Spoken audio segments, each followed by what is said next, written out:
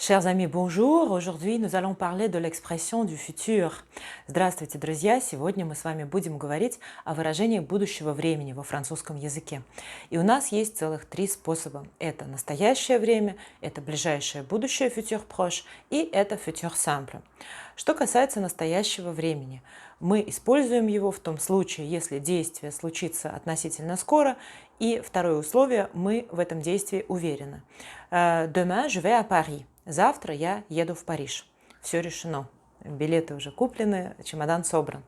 Что касается futur proche, оно образуется с помощью глагола aller и инфинитива спрягаемого глагола. Par exemple, je vais aller à Rome l'année prochaine. На будущий год я поеду в Рим. Futur proche выражает тоже действие, в котором мы уверены. И если раньше futur proche обозначало действия, которые вот-вот случатся, и даже его переводили как «я собираюсь», «я скоро что-то сделаю», поскольку это время очень простое в своем образовании, то есть достаточно выучить просто глагол aller, то сейчас оно стало использоваться и для более отдаленных событий, как в моем примере. L'année prochaine, je vais aller à Rome. Распрягаем глагол, например, aller, который будет спрягаться, кстати, сам с собой. Je vais aller, tu vas aller, il va aller, nous allons aller, vous allez aller, ils vont aller. Если у нас спрягается глагол возвратный, например, ложиться спать, se coucher, то у нас будет меняться возвратная частица, а сам глагол будет оставаться в инфинитиве. Je vais me coucher, tu vas te coucher, il va se coucher, nous allons nous coucher, vous allez vous coucher, ils vont se coucher. Если мы еще сюда добавим отрицательную форму, то будет совсем интересно. Je ne vais pas me coucher, tu ne vas pas te coucher, il ne va pas se coucher, nous n'allons pas nous coucher, vous n'allez pas vous coucher, ils ne vont pas se coucher. Как учила я? Я просто брала один глагол и запоминала его во всех формах. И тогда в голове уже образуется какой-то пример, с которым можно соотносить любой другой глагол, который вам необходимо проспрягать. Итак, для выражения событий, в которых мы уверены, мы ставим либо настоящее время для ближайшего будущего, futur proche для чего-то более отдаленного, и futur simple, обычное будущее время, оно называется будущее простое, не потому что глагол спрягать легко, а потому что это время состоит из одной формы. То есть у нас есть основа глагола и есть окончание, которое присоединяется к этой основе. Futur simple во французском языке, кстати, образовалось из глагола avoir. Именно поэтому окончание во многом похоже на формы глагола avoir. Изначально это звучало как «я имею что-то сказать», значит «я скажу». И вот во французском, в испанском языке именно с помощью глагола avoir будущее время и образовалось. В других романских языках это глагол «быть должным» либо «хотеть». Итак, futur simple образуется с помощью одних и тех же окончаний для абсолютно всех глаголов первой, второй, третьей группы. Это a, ons, ez, ont. Par exemple, je parlerai, tu parleras, il parlera, nous parlerons, vous parlerez, ils parleront. Окончания у нас меняться не будут, но могут меняться основы. И что касается глаголов первой группы, пойдем по порядку, есть особенности у глаголов, у которых в предпоследнем слоге есть буква «э». Например, это глагол appeler, либо appeler в полном произношении, а также глагол acheter, либо acheter. Во всех формах будущего времени звук «э» будет меняться на звук «э». J'achèterai, tu achèteras, il achètera, nous achèterons, vous achèterez, ils achèteront.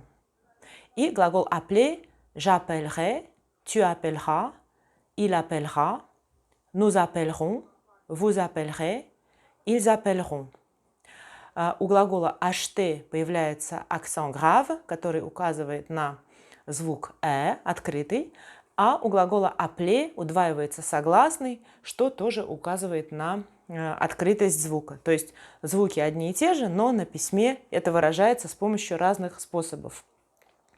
И сейчас вы видите перед собой другие глаголы, которые будут также изменяться в futur simple.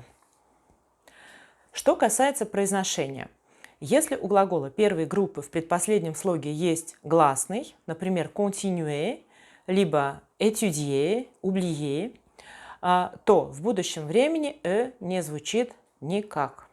J'étudierai, je continuerai, il oubliera.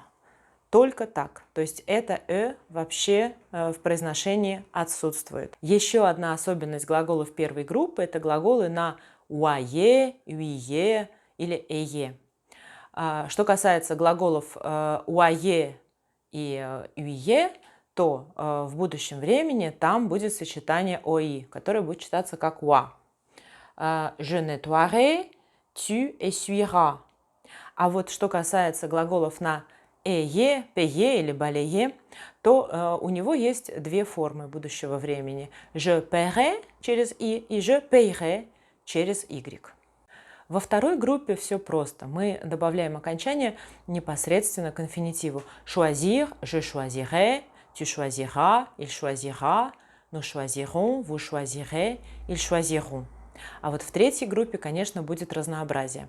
Если это глагол типа prendre, мы просто убираем и к оставшейся основе добавляем окончание. Je prendrai, tu prendras, il prendra, nous prendrons, vous prendrez, ils prendront. 6 глаголов удваивают R. Например, envoyer становится j'enverrai, voir je verrai, tu verras, acquérir приобретать il acquérera, courir бежать nous courons, pouvoir мочь vous pourrez и mourir умирать ils mourront. Есть глаголы, у которых появляется буква D и, соответственно, звук D. Например, venir превращается в je viendrai, convenir, tu conviendras, tenir, tu tiendras и так далее. Еще есть глаголы, у которых появляется VR. Devoir становится je devrais, recevoir, tu recevras, и pleuvoir, il pleuvra. Конечно, как всегда, выделяются глаголы avoir, j'aurai, savoir, tu sauras, faire, il fera и être, nous serons. Что касается значений futur simple, то они в последнее время становятся все более ограниченными, потому что futur simple вытесняется временем futur proche.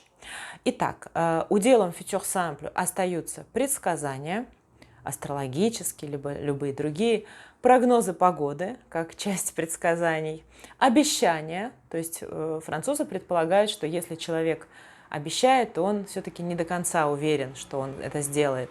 И любые ситуации, в которых вы не уверены в том, что действие будет совершено. Это все относится к futur simple. Я уверена, что теперь вам стало понятно, как выражать будущее время. Надеюсь, что вы сможете рассказать о своих прекрасных планах. И если у вас остались какие-то вопросы, обязательно пишите в комментариях. Je vous remercie pour votre attention. Au revoir.